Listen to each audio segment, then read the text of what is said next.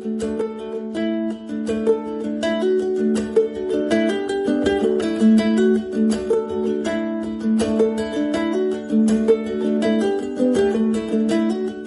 going on, guys? Welcome to this episode of Aussie English.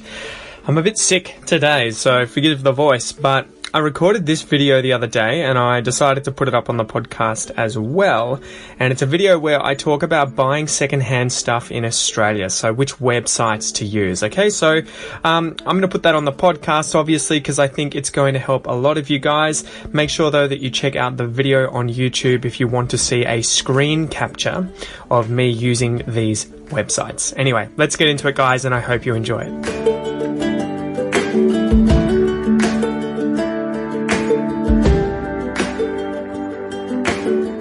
What is going on, guys? Welcome to this video. Today I want to talk to you about buying stuff online, okay? Specifically on Gumtree and Facebook Marketplace. Now, there is a lot of good stuff on here.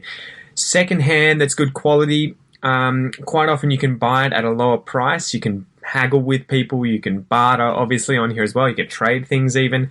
And you can even find things for free. So this is something that I've been using quite a lot in the last week, trying to find furniture, trying to find cutlery, glasses, all the kinds of stuff that I'll need for the new house that Kel and I are moving into. So that's why I thought I would make this video for you guys to show you how I do that, to hopefully give you some expressions or phrases that you can use too when bartering with people, or bartering when trading with people, when haggling, that's the word I was looking for, when haggling with people, right? When arguing or talking or discussing the price for something they're selling. And I tell you what, never start at the price that they're asking, okay? You got nothing to lose. All right, so the first one here, guys, is Gumtree. Now, I love this website. I absolutely love this website. It is amazing. I've sold things on Gumtree and I have bought a lot of things on Gumtree, including equipment for the podcast and for a lot of other stuff. So I think Gumtree is amazing. Gumtree.com.au is the website. I'm already here. What do? So you are obviously looking for something. In the case that you're trying to buy something, you're trying to search for something that you would like to get. So there is, I'm looking for in this search space here. You can alternatively open up the window down the side here and select category. You know, cars and vehicles, you can find cars here, clothing, jewelry, community, electronics and computer, home and garden, jobs. People have jobs on here, miscellaneous goods, pets, real estate, services for hire, sport and fitness, and even tickets. So I've been looking a lot in home and garden. We'll open that one up. Okay, hopefully it's going to open up. Oh no, I've selected it. And then you will type in the thing you're after. So you can obviously see here that there are a lot of options that you can select from. Maybe we'll go with dining tables. Okay. You'll also see on the side here the area that I want to search. Obviously, it's not so helpful if I'm looking for a dining room table and it is in Cairns, 2,500 kilometers north of where I currently am. So it depends on the object you want. Obviously, if it can be sent by mail, you can buy it on here. We'll talk a bit about how I would do it if I'm getting it by mail, but for now, let's imagine that we are looking locally, so near Geelong. I find the place, you know, all of these are the same really. Geelong, you can do it by postcode. Close that. And then you can select how many kilometers around that area you want to expand the search results. So maybe I want to go 50 kilometers around Geelong, okay? Or around the postcode 3220. So I hit search and let's see what comes up.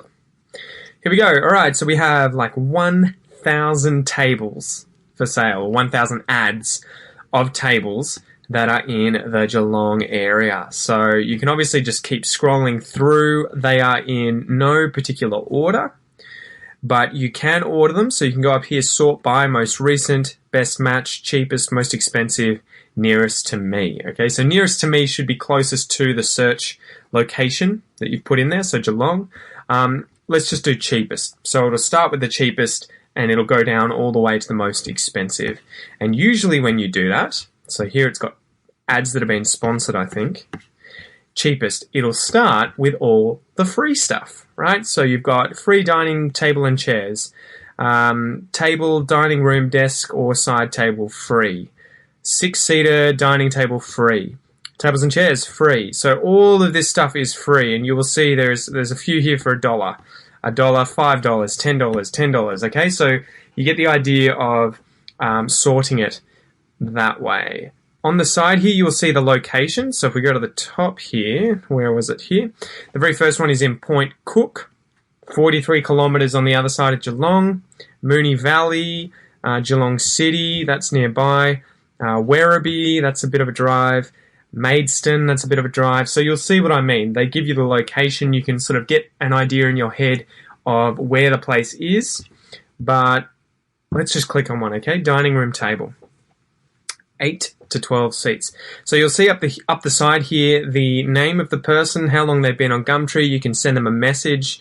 You'll see photos here. You can make them an offer. They'll also have their phone number here quite often, so you could call them and ask, or send them a text and ask about the product and if it's still up.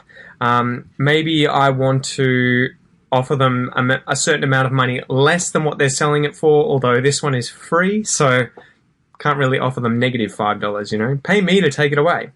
Down the side here, you'll see the location, which you can click on, and it'll show you where that is, so that you can obviously know where you have to go if you're going to pick it up. And there'll be a description down here too. Quite often they're pretty short. So in excellent condition, you could have it as 8-seater or 12. So you could have 8 seats or 12 seats, and it looks like that is literally it, just this table. Okay, so Sabah is obviously selling this, or, well, asking for it to be picked up. It's free. You can open up said message, and there'll be an automatic message here, which is, hi, whoever the person is, I'm interested in whatever the ad is. Is it still available? And if so, when and where can I pick it up? Cheers. You can send a copy of this to yourself, and then you can hit send here, and the person will get the message. And quite often they're pretty quick. If the thing hasn't been sold or picked up, quite often they'll email you back relatively fast. Also, if, for example, you are trying to buy something as opposed to getting something for free, so imagine I'm looking at this dining room table, which is, they want $10 for it. This one has more images, so I can get a better look at it. There it is. But here is the price, and I can type in whatever I want. So maybe I want to offer them $5. You'd then go, and it will send them that offer. Usually, they'll get an email, or they will get an email, and usually they'll get back to you relatively quickly with yes, no, blah, blah, blah, you know, whether they're up for that price or not. So I wanted to give you a few phrases for what I would say. In fact, I might do that after we've checked out Facebook Marketplace. So let's do the same here. All right, imagine you are looking for tables on Facebook Marketplace. So all you need to do is go to Facebook, go to the search here and type in Facebook Marketplace or Marketplace. And then this will come up, this section on Facebook. So you can sell stuff on here, you can buy stuff on here.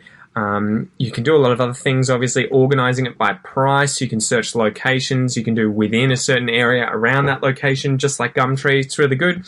And you can also go through categories. So maybe I'm going home and garden, and this should have everything related. So what do we got here? Tools, furniture, garden, appliances, household, everything related to those things. And hopefully it loads up.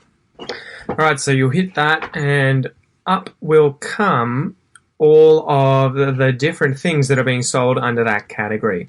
So again, you can just see the free things if you're interested in that by clicking only show free listings here. And that'll show you all the stuff that people are getting rid of for free. So you'll obviously have to go and pick these things up, at least what I've searched here, because it probably won't fit in the mail. So if though I want to say search a price range of 140 to 300, $200, uncheck that, uncheck it. So 140, $200, hit enter, and there we go, all the things for that price. So again, you can click on it. There should be all the relevant information there for you. If I click on the ad, you'll be able to, I guess, contact them. So you can ask for details here. You've got the person who's selling it, and that is about it. some really good phrases to use, guys. Some really good phrases to use, though, guys. Okay, so typically, I don't offer people the amount that they're asking for to begin with, as a rule.